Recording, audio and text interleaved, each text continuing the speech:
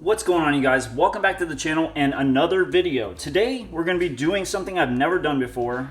The idea kind of came to me and I had all these leftover colors that you're seeing right here. I want to try to do a ring pour and then pour a cell activator over the top and bloom over the top of the ring pour.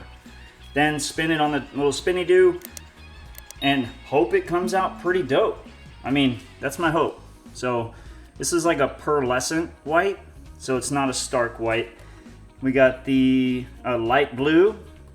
This is a metallic blue. It's a mica powders. This is really dark phthalo blue. Neon green or fluorescent green. We got emerald green, phthalo green, fluorescent yellow, primary yellow, or no, cadmium yellow, medium hue, and then cadmium yellow, the normal hue.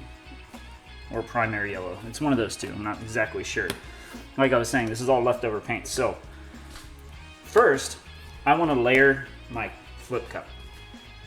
Or not flip cup, my ring pour. So all these are mixed with the Behr 8300 that I always do for my blooms anyway. So there'll be no problems with the paint consistency going on. All right, so did that pearlescent color. We'll do a little bit of this fluorescent yellow because these are the colors that are going to come out hopefully last. I want to make a gradient with this yellow and then this really deep yellow. The consistency of this, I would say if I was going by trace, it's a trace of 2 or 3.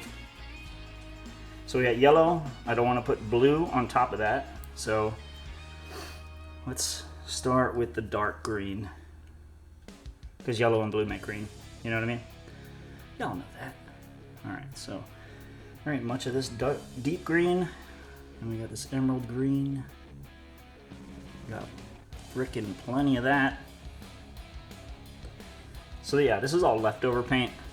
I wasn't exactly sure if I wanted to do a whole bunch of coasters with it or if I just wanted to do an experiment for science with you guys.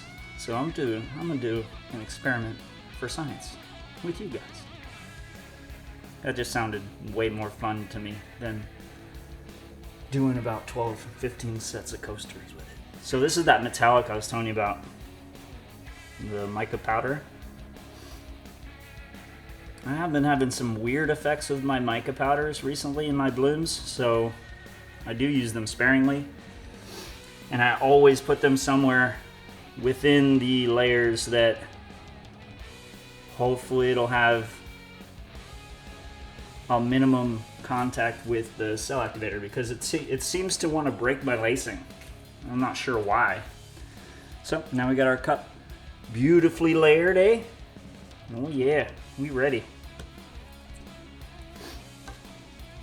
Got a big cup for my house paint because I'm still gonna do the house paint just because it's tried and true. It's worked, so I'm not gonna change anything if it's working. That old saying, if it's not broke, don't fix it. Alright, I think we're about ready, guys. Hold on, I gotta pop this bubble. There it goes. Alright. So, I want to spill it off at this side here. Now, this is where you gotta kind of be gentle with it. As you can see, the mound right now. So yeah, it's a trace of 2 to 3 if I had to guess, because you can see it just folding.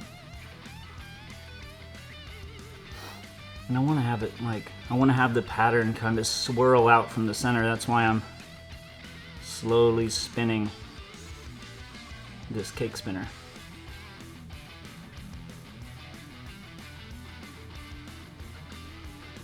Trying to pour it in the center only. This is gonna take a hot second. So maybe I'm gonna time lapse this for you guys. Speed it up a little.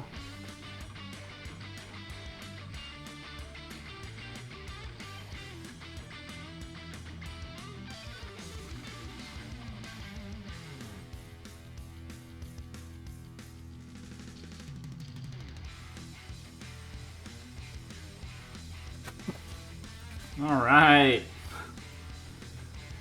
there it is. That's the ring pour portion finished. And now let's see if we can turn this into a fancy bloom. I'm over here pouring sweat. I don't know if y'all can see my hand here. I just wiped my brow and the sweat is real over here, guys. Hot in here.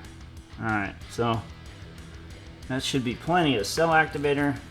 Never done this with a ring pour, so I'm not sure, but we're gonna try the little blowy do.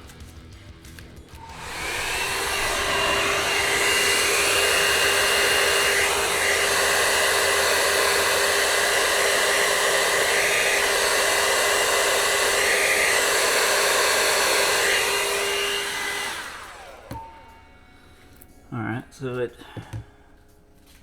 you can still see the really delicate lines. I'm gonna have a big pool of black here, so I'm gonna grab my silicone straw and do some puffs into it. Once you see the cells start to form, stop. That's where you want to be.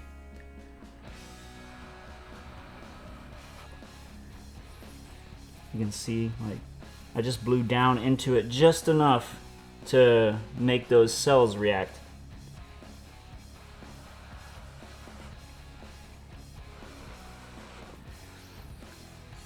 I feel like it's the same as if you have silicone and you heat it up, but you're just blowing it, thinning out that layer of cell activator enough to where the layers underneath can come out. That looks crazy. It's just all those really subtle layers is making like these crazy multi-ringed rings in the cells. So right now I'm not just talking to use up time, I'm trying to help too. The longer I wait, the more the cell activator is going to kind of sink in and create those cells. But this is one of the first ones that normally I love something that's going on the outside, and I know I'm going to have to spin it and lose it. But in this case, all the good stuff is right there in the middle, which is nuts. So I'm going to torch it. Pop any bubbles. Alright, I think we're ready though. Let me move this. Alright, we're ready to spin it. Let's see what this turns into. Gentle spins at first. We're just going for coverage right now. It's already looking wicked, dude. What is this?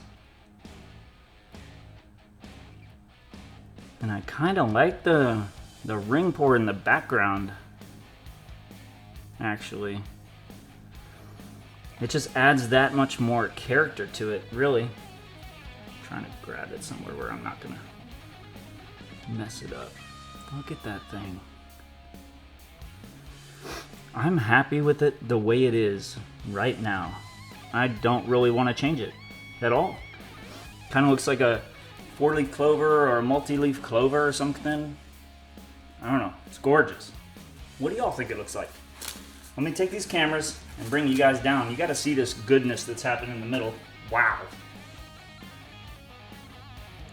Look at those little rings. And then you got all these wicked little multicolored cells from the ring pour. Yeah, I really do like the way this came out.